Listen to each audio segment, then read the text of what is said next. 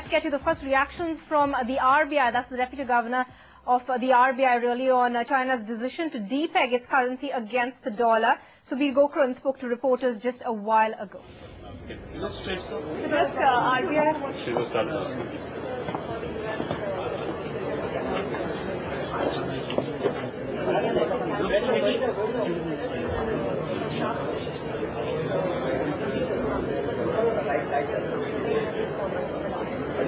I think it's way too early to judge the concrete impact on exchange rates or any other variables of the Chinese announcement. Really, there is a strong signal going out from China on its change of stance. It has moved from what was effective dollar peg to a regime that they had initiated in 2005, which balances out the peg, or diversifies the peg. It's not become a floating currency clearly. So there are implications for both exchange rate movements at this point and also for capital movements across countries as investors respond to this change. So what we may be seeing today is some response to on the investor, on the diversification of portfolios.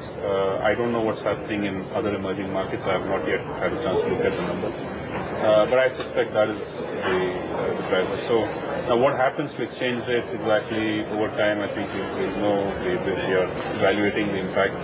And that in turn will have an impact on both trade and capital flows. So I think you've got to wait for some time and see how this goes.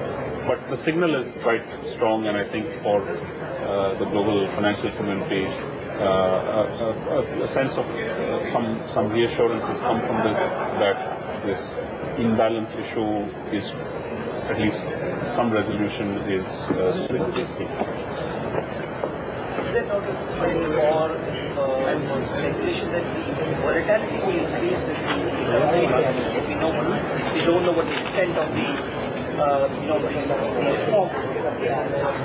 I think with any change, if the full dimensions of it are not very clear and the full impact is not very clear, that we should expect that to translate into high volatility. But I think we have to also recognize that both in our context and the global context, investors will go into a situation with using all the means they have to mitigate.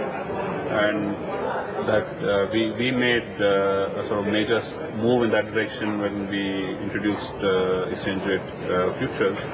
And I think that at least potentially provides a hedge against any increase in volatility. So I think the volatility is per se not the issue. The issue is whether investors have the means to hedge themselves against it. So in a scenario where that hedging opportunity is available and relatively accessible, I don't think we should be that worried about certainly the short-term impact of volatility.